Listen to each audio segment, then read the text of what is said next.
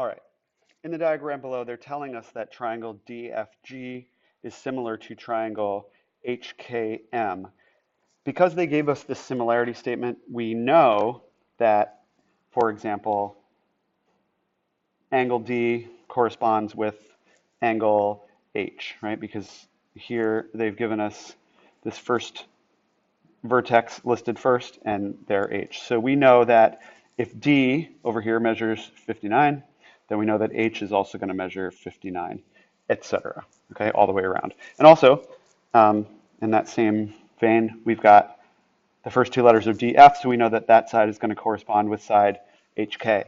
And in fact, we will then have the ability to write a similarity, a scale factor based on we can match the vertices and then the corresponding sides. So the first one says the scale factor of HKM to DFG. Notice that they're actually listing the small one first, HKM. So they want us to go small to big, okay? So we just need to be careful about that and see which direction that we're going. So let me erase all these marks. And let's see what we know. Small to big, we've got, well, which sides do we have matches for? We have a match for this small triangle has this side HK of 18, and HK matches with up here with DF, and DF has a measure of 30. So since we're going small to big, we're going to say 18 over 30. Oops, 30. And of course we need to simplify it. We need to simplify it so we can divide top and bottom by 6, and we get a scale factor of 3 to 5. Okay? That's the scale factor. We always want to simplify it, and we always want to be sure that we're going in the order that they're telling us to. And in this case, they're telling us to start with the small one and then go to the bigger one. Okay? So that's 25. 26 says, what is the measure of angle K? Well, angle K on this triangle, and actually, let me erase the earlier marks. Just it's probably a good idea for me to get out of there all the stuff that doesn't stack up too much. Okay. They want us to know what the measure of angle K is. Well, angle K, if you look up here, angle K, that middle letter corresponds with the middle letter there of F, so that's going to match that angle. We're not given that angle, but we do know that the third angle theorem says that if we know the first two, we can calculate the third. And so what is 70 plus 59, the two angles that they give us? They give us 70 and 59 for that triangle. So 70 plus 59 equals 129. And then if we said, okay, well, we've got to take 180 and take away 129 from it to see what's left. Sorry. That's 7, 10, that's 51 degrees. So I'm going to erase that work now, and we know that that angle should measure 51 degrees. Angle F measures 51 degrees, and therefore, so does angle K. 51 degrees. Yep. Okay. Now, we know that the scale factor of these two triangles is small to big is 3 to 5. For number 27, though, and let me get these marks out of the way.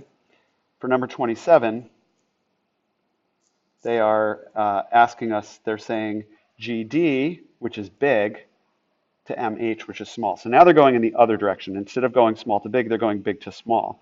So how does that work? Well, the way that works is we now say, if the scale factor from small to big is 3 to 5, then the scale factor from big, GH, this large side, to small, GD to MH, that small, will be then a scale factor of 5 to 3. So if it's 3 to 5, small to big, it's big to small, 5 to 3. Okay? And now they want to know what's the measure of MK. So let me get these marks out of the way.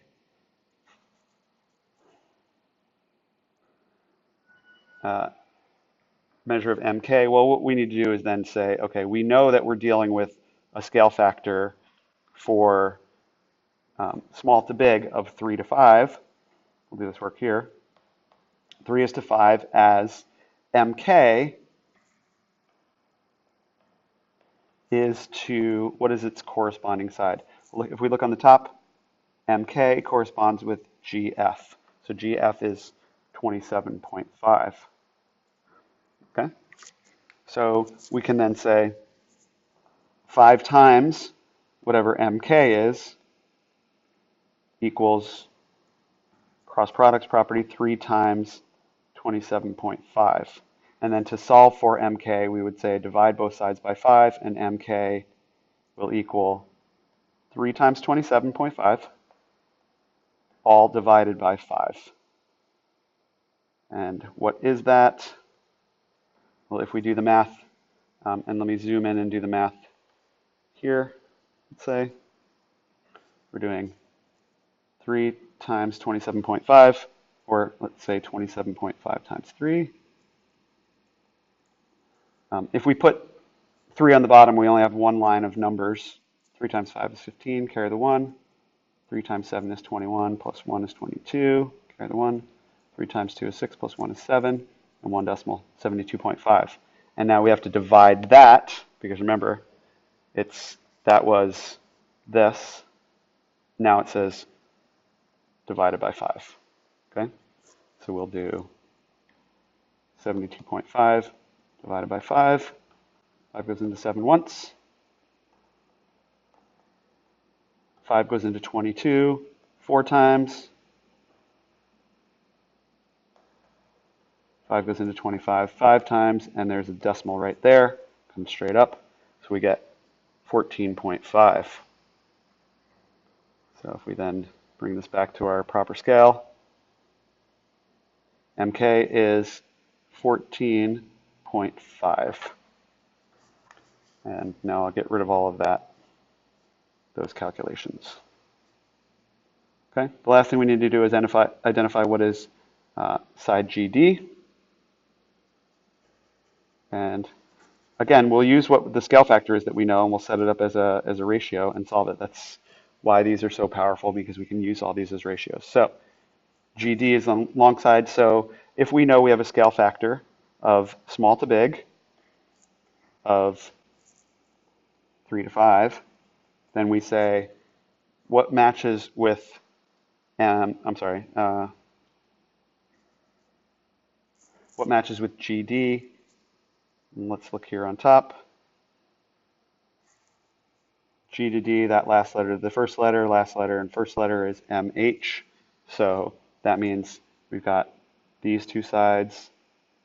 And if we're going small to big, then we'll say 15 for this one, and GD, we could have called it X, but we'll just call it GD.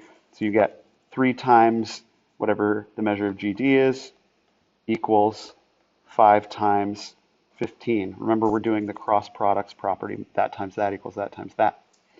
So to solve for GD, we can divide both sides by 3, and we get GD will be equal to 5 times 15, and then the product of that divided by 3, or GD equals what? So let's do it. Let's do it over here. 15 times 5, 75, and then 75 divided by 3